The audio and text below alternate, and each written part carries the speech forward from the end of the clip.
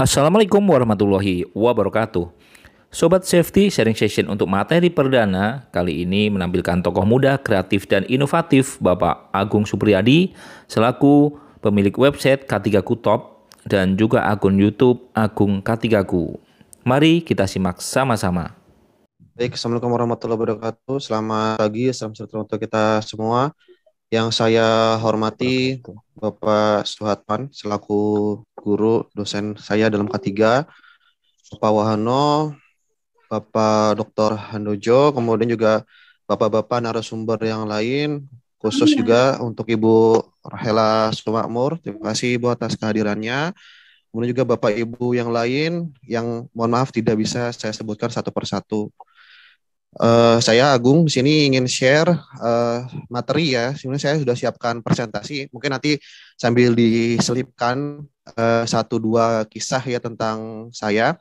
Yang penting ada manfaat yang bisa diambil dari saya untuk Bapak Ibu sekalian di sini agar ilmu saya bisa bermanfaat.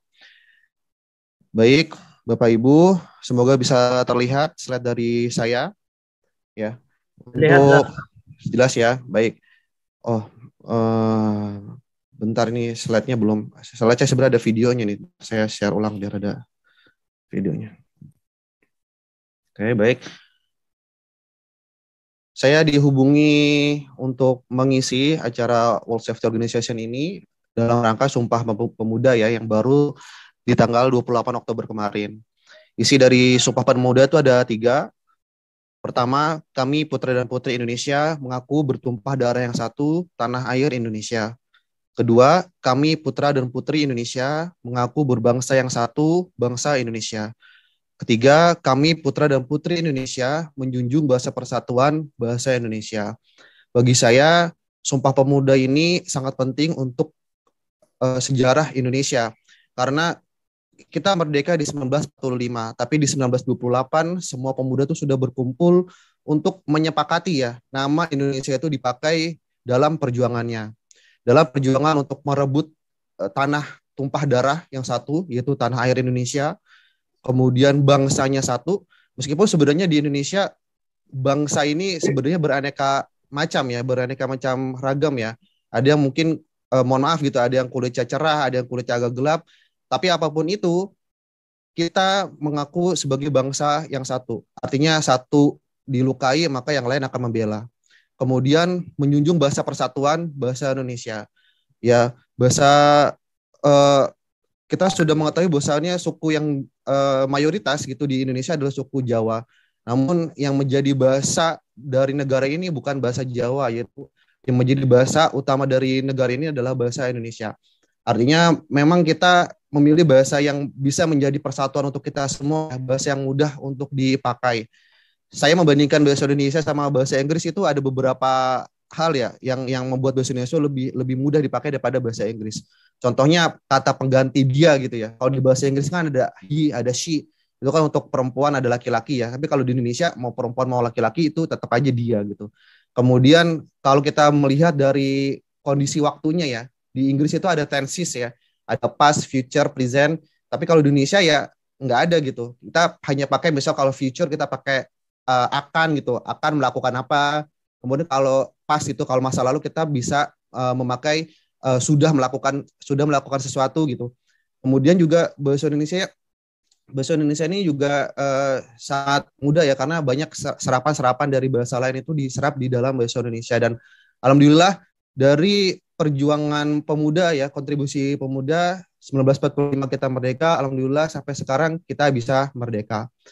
Menarik untuk melihat banyak-banyak sejarah di negara lain di mana pemuda itu menjadi tulang punggung dalam perubahannya ya. Di Prancis itu kan ada revolusi ya, Bastille gitu, itu juga dipelopori oleh pemuda gitu. Dalam agama saya gitu, Islam juga banyak sejarah yang terkait dengan pemuda.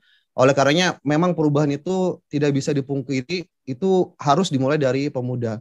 Nah, di sini kita akan melihat Bapak dan Ibu sekalian, apa sih yang bisa kita lakukan ya agar pemuda ini bisa memberikan kontribusi terhadap K3 dan apa sih kontribusi yang bisa dilakukan oleh si pemuda itu sendiri.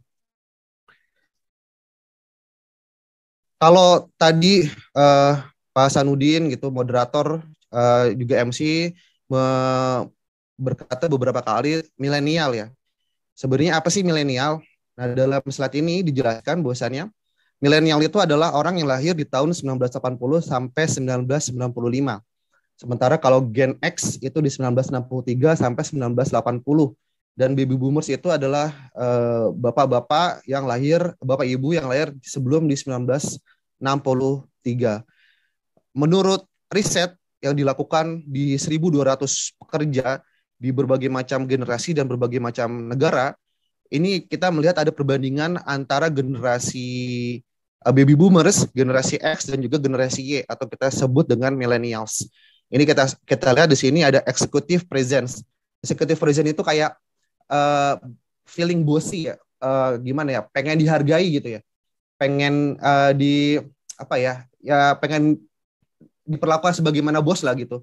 Ini mohon maaf berdasarkan riset ya, bukan untuk menyudutkan suatu generasi atau seperti apa, tapi berdasarkan riset 66% untuk baby boomers ini ingin kehadiran itu dianggap sebagai eksekutif gitu ya, dianggap sebagai pemimpin, dianggap sebagai sebuah bos. Sementara kalau kita lihat di millennials itu hanya 6%. Artinya kalau millennials ini sebenarnya kerjanya tuh lebih pengen egaliter gitu ya, lebih pengen sama gitu, maju bareng-bareng gitu. Kalaupun ada masalah kita akan selesaikan bareng-bareng. Tidak perlu ada apa ya, keistimewaan tertentu gitu untuk pemimpin di sebuah perusahaan, itu nggak perlu gitu. Itu yang dianggap oleh milenial. Kemudian yang kedua, generating revenue. Generating revenue ini adalah menghasilkan keuntungan ya. Menghasilkan keuntungan ini yang paling bagus ini generasi X ini ya. Ini generasi X, generasi ayah saya nih. Ini yang paling besar menghasilkan keuntungan. Sementara generasi saya, generasi milenial ini yang paling buruk dalam menggenerasikan keuntungan nih. Mungkin memang karena kita generasi santuy ya. Jadi kurang bekerja keras gitu. Jadi kurang untuk berjuang menghasilkan keuntungan. Sementara di adaptability atau di kemampuan untuk beradaptasi, generasi X itu masih yang terbaik gitu. Namun untuk yang milenials ini tidak kalah baik juga. Ini ada 41%. Milenial ini sudah terbukti ya. Mungkin cobaan pertama milenial di Indonesia itu adalah masa-masa COVID kemarin sih ya. Itu buat saya cobaan bareng-bareng pertama ya milenial itu. Dimana beberapa milenial itu ada yang kehilangan pekerjaannya, ada yang sakit, ada yang kehilangan keluarganya, dan itu adalah cobaan kita bersama. Mungkin untuk cobaan baby boomers adalah masa-masa awal kemerdekaan gitu ya. Kalau Gen X mungkin cobaannya adalah perkembangan ekonomi gitu, masa-masa politik di masa itu. Tapi kalau millennials itu dengan kondisi ekonomi dan politik yang sudah stabil, bisa dibilang cobaan pertama untuk kita adalah COVID kemarin, dan alhamdulillah semakin kesini semakin baik. Semoga kita bersama-sama bisa untuk melewati masa-masa sulit di COVID ini. Kemudian cost effectiveness ini boros apa enggak gitu. Ini yang paling hemat itu baby boomers ini. Sementara millennials ini yang paling boros. Udah yang paling susah menghasilkan keuntungan, dia juga paling boros ya. Ini sih sebagai perwakilan generasi millennials saya mengakui sih ya. Karena generasi milenial ini dikit-dikit ini healing gitu. Jalan-jalan kemana gitu kan. Nggak bisa stres dikit gitu. Kalau stres dikit bawaannya Sabtu Minggu tuh pengennya ke mall gitu biar lupa stresnya. Padahal ntar Senin stres lagi. Tetapi itulah kenyataannya dengan berbagai macam fasilitas yang ada sekarang, dengan kemajuan teknologi semakin mudah untuk healing gitu. Ya semakin banyak yang dikeluarkan untuk healing. Kemudian untuk test fitness gitu ya. Ini kemampuan dalam bidang teknologi ya tidak bisa dipungkiri, generasi milenial ini yang pada tinggi ini tidak bisa dikejar oleh baby boomers dan Gen X. Ya bagaimana kita lihat kakek atau nenek saya gitu itu susah pakai handphone, tapi begitu lihat anak saya gitu umur 3, 4, 5 tahun itu sudah pintar pakai handphone gitu ya. Nah ini ya bukti bahwasannya memang semakin kesini orang tuh atau manusia generasi itu semakin mudah untuk menggunakan teknologi. Kemudian dalam relationship building atau pembangunan hubungan ini milenial itu termasuk yang paling jelek ya. Paling jelek dibandingkan sama yang lain. Problem solving juga paling jelek, dan juga kolaborasi ini jelek ya. Ini diakibatkan oleh sifat individualistis. oleh para milenial, jadi ingin kerja sendiri gitu, tidak mampu untuk bekerja dalam sebuah tim, maunya maju sendiri. Nah, ini yang saya rasa menjadi PR buat saya dan buat generasi saya ya, generasi milenial, untuk bagaimana caranya biar bisa problem solving secara bersama-sama. Kemudian kalau di Indonesia kita sudah sama-sama paham bahwasanya Indonesia itu akan mendapatkan bonus demografi. Bapak Ibu, ini saya dapat data dari Survei Angkatan Tenaga Kerja tahun 2017, di mana tadi kan kalau millennials itu kelahiran tahun 1980 sampai 1995 ya. Artinya itu yang umurnya sekarang itu 42 tahun ya. 42 tahun sampai yang paling muda itu di umur 27 berarti kira-kira. 27 sampai 42 tahun ya kira-kira ya. Ini kita bisa lihat 27 sampai 42 tahun berarti di sini di kotak ini ya. Semoga kursor saya terlihat nih. Jadi dia di kelompok usia 25 34 tahun dan 35 sampai 44 tahun. Ini kalau kita jumlah ini sudah 49,6%. Jadi hampir separuh dari penduduk Indonesia itu milenial, seperti itu Bapak dan Ibu. Jadi memang Indonesia itu dalam kondisi bonus demografi yang harus sangat dimanfaatkan ya, baik oleh pemerintah yang diisi oleh generasi X atau baby boomers, ataupun saya sendiri sebagai milenial, bagaimana sih cara untuk memanfaatkannya, dan dalam kacamata ketiga bagaimana juga cara untuk membuat mereka ini, generasi milenial ini selamat dalam bekerja, karena banyak sekali nih ini yang harus diselamatkan, komposisinya sangat banyak. Ini PR buat salah satu PR buat saya juga. Kemudian saya buka-buka jurnal Bapak Ibu, dalam pikiran saya merumuskan beberapa pertanyaan ya. Apa sih kriteria pemuda gitu? Apa sih hubungan antara safety dengan pemuda gitu? Sayangnya saya sulit sekali menemukan penelitian terkait dengan pemuda di Indonesia, sangat sulit. Mungkin karena saya hanya mengandalkan Google Scholar atau Science Direct gitu ya, itu sangat sulit lah saya menemukan. Akhirnya ya saya mohon maaf, saya mengambil penelitian dari luar negeri. Ada beberapa penelitian yang saya ambil dan ada beberapa pertanyaan. Ada 5 pertanyaan yang saya rumuskan gitu, dan ternyata bisa untuk dijawab dalam beberapa slide ini yang akan saya presentasikan. Yang pertama, apakah pekerja pemuda memiliki kecelakaan yang lebih banyak? Yang kedua, seperti apa safety di pekerja muda? Yang ketiga, bagaimana kecelakaan kerja di pekerja muda? Yang keempat, apa yang menjadi risiko kecelakaan dari pekerja muda? Yang kelima, intervensi K3 untuk melindungi pekerja muda. Saya beberapa kali mencari di Science Direct itu atau di Google Scholar dengan menggunakan kata kunci milenial gitu ya, atau generasi Y, ternyata nggak ketemu. Nggak jarang itu dipakai terminologi milenial, generasi X untuk safety ya. Beberapa jurnal kayak di analisis accident prevention and analysis, kemudian juga di safety science, juga jurnal-jurnal yang lain itu sangat sedikit terminologi itu. Tapi begitu saya menggunakan terminologi young worker gitu, itu alhamdulillah banyak. Ini kita bisa lihat beberapa penelitian yang disajikan. Yang pertama, apakah pekerja muda memiliki kecelakaan kerja yang lebih banyak? Jawabannya berdasarkan penelitian yang dilakukan oleh Salminan, ini tahunnya sudah lumayan lama ya, tahun 2004. Beliau melakukan penelitian systematic review Bapak Ibu. Jadi systematic review ini dia objek penelitiannya adalah penelitian lain gitu. Jadi jurnal-jurnal lain, penelitian lain itu disamerikan, disimpulkan. Kemudian dia menemukan 63 studies, 63 penelitian tentang luka non fatal. Kemudian untuk range penelitiannya dalam arti tahunnya, dia itu range tahun penelitiannya itu mengambil range penelitian dari tahun 1981 sampai 2002.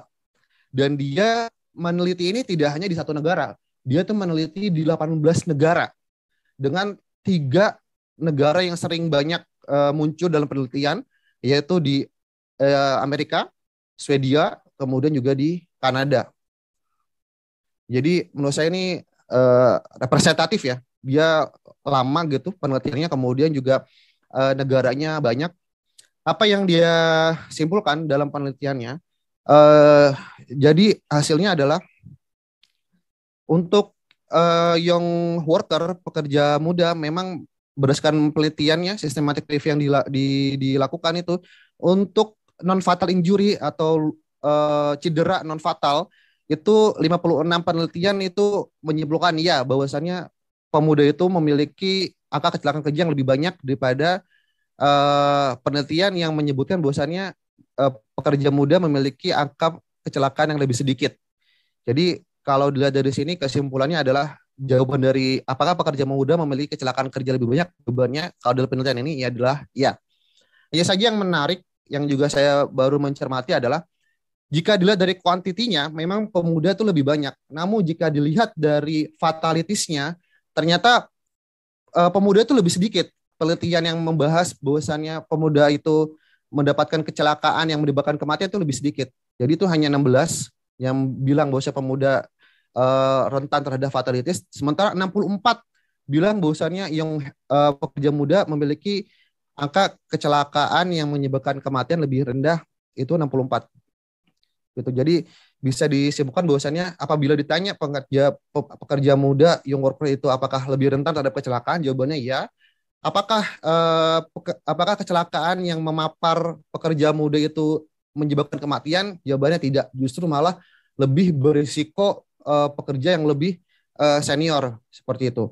Itu kenapa? Ya itu tidak dijelaskan ya dalam jurnal ini. Cuman asumsi saya adalah yang pertama, kenapa sih pekerja muda lebih rentan terhadap kecelakaan? Ya karena mereka nggak tahu ini ya, nggak tahu medan gitu kan ya. Nggak tahu medan, baru pertama kali kerja gitu, belum hafal gitu, belum tahu resiko-resikonya.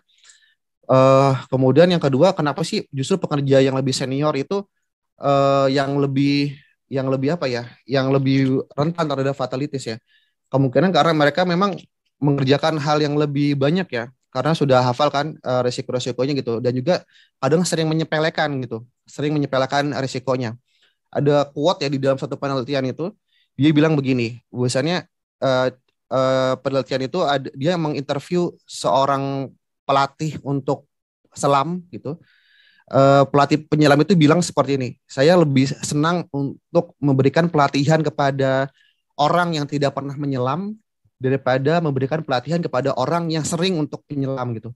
Karena apabila memberikan pelatihan kepada orang yang sering menyelam, kadang mereka tuh sudah punya nilai tersendiri ya, sudah punya prinsip tersendiri, sehingga dia tuh harus menghancurkan prinsip yang lama gitu kalau salah, kemudian memasukkan prinsip yang baru. Itu yang sulit gitu. Tapi kalau yang penyelam itu apa namanya? Kalau yang penyelam yang baru itu gampang untuk dimasukin. Iya, kemudian untuk ini juga menarik ya. Ternyata di negara luar itu ada peneliti yang memang mendedikasikan dirinya untuk meneliti safety di young worker gitu. Ini ada Turner dan Tucker itu beliau mendedikasikan dirinya untuk objek keselamatan di pemuda gitu. Dia memakai model namanya EVLN, Exit, Voice, Loyalty, and Neglect gitu, untuk melihat apa sih sikap yang sering dipakai oleh pemuda dalam menyikapi K3 gitu. Exit ini adalah keluar ya, jadi kalau ada masalah dia keluar gitu. Voice ini bersuara, jadi kalau ada masalah dia ngomong ke atasan. Loyalty ini artinya adalah kalau misalnya ada masalah dia itu akan mendecline gitu. Dia akan merespon tapi dia berusaha untuk mendecline gitu. Kemudian kalau neglect itu bodo amat gitu ya. Passively allowing a relationship to atrophy. Jadi bodo amat, neglect itu udah sebudeting gitu kalau orang sudah mah ya. Nah ini dipakai dan ini saya cepetin aja. Dan ini di model EVPN yang dikembangkan dari EVLN tadi itu, ini banyak perilaku dari pemuda untuk menyikapi kondisi safety tempat kerjanya. Misalnya exit nih, yang paling tinggi adalah dia memberikan 2 week notice to supervisor kalau mau resign maksudnya ya. Jadi kalau misalnya ada masalah, yang generasi pekerja muda ini dia langsung keluar aja gitu, langsung ngasih surat resign aja gitu, nggak usah bertele-tele gitu. Kemudian kalau yang pemuda ini, yang nomor 1 untuk voice ini ya, untuk yang safety voice, itu cenderung untuk membaca instruksi kimia sebelum dipakai. Ini minus score-nya paling tinggi dibanding dengan yang lain. Kemudian di safety patience-nya, pemuda ini, young worker ini cenderung untuk mencari cara untuk melindungi dirinya. Jadi sebenarnya di Kanada ya, ini at least di Kanada, young worker ini dia sudah peduli sama keselamatan dirinya. Ini yang paling tinggi dibanding sama yang lain. Jadi dia dibanding sama menerima safety apa adanya, dia nggak begitu. Ya, young worker di Kanada dia malah untuk mencari cara untuk melindungi dirinya dari injury atau cedera di tempat kerja. Nah, kemudian yang neglect ini yang jelek ya sebenarnya ya. Ini kalau pemuda di sisi lain kalau udah bodo amat ya dia menyepelekan semua safety lah semuanya lah gitu. Ini yang paling tinggi. Ini saya rasa bisa digali-gali lagi lebih lanjut ya, sangat tidak bisa dijelaskan dalam kondisi singkat. Ini saya cepatin aja. Oke, untuk rekan-rekan yang masih pemuda, rekan-rekan bisa berkontribusi kepada keselamatan kerja tidak hanya di tempat kerja ya, tapi juga untuk yang lebih luas itu dengan berbagai macam inisiatif. Ya, salah satu contohnya adalah di k3ku.top ini website terkait dengan keselamatan kerja. Alhamdulillah sudah 1.000 sampai 3.000 page views per day. Jadi alhamdulillah satu harinya itu bisa sampai 3.000 kali kunjungan. Silakan buat rekan-rekan yang apabila ingin berkontribusi ya, yang pemuda-pemuda ataupun Bapak Ibu yang lain bisa untuk membuat website-nya sendiri atau mungkin bisa mengirimkan juga tulisan kepada saya gitu untuk nanti saya terbitkan di website ini. Kemudian juga bisa dilihat juga di Instagram di K3ku. Alhamdulillah sudah 2.482 followers. Ini stagnan sih sebenarnya sih. Stagnan. Ini bisa dicek aja IG-nya. Di situ ada lowongan kerja, kemudian ada video K3, kemudian juga ada materi singkat terkait dengan K3 gitu. Rekan-rekan silakan gitu Bapak Ibu yang lain juga mungkin apabila ada materi yang ingin disampaikan bisa untuk DM ya, direct message sini, atau ya kalau bikin inisiatif sendiri juga silakan gitu. Saya baru merintis di YouTube Agung K3ku juga alhamdulillah sudah 433. Mungkin mohon izin nanti ada beberapa senior di sini yang mungkin saya interview untuk ini ya channel saya ini. Dan apa yang mau saya sampaikan dari sini adalah dari IG, kemudian dari website, kemudian dari YouTube, semuanya menunjukkan pola yang sama dalam hal audiensnya. Bahwasannya audiens di umur 25 sampai 34 ini website ya, yang kiri di k3ku.top, yang tengah ini Instagram, kemudian yang kanan ini adalah untuk YouTube. Ini kita bisa lihat umur 25 sampai 34 ini menjadi audiens yang dominan dibanding sama yang lain. Jadi memang alhamdulillah memang ini dimanfaatkan sangat dimanfaatkan sekali sama generasi milenial di umur 25 sampai 34 tahun, sehingga mudah-mudahan meskipun hanya upload video sedikit gitu ya, video singkat gitu, tapi mudah-mudahan ada pesan yang bisa diingat oleh penonton atau yang melihat sehingga bisa bermanfaat tidak hanya untuk dirinya sendiri tapi juga untuk tempat kerjanya dia dan orang-orang sekitarnya.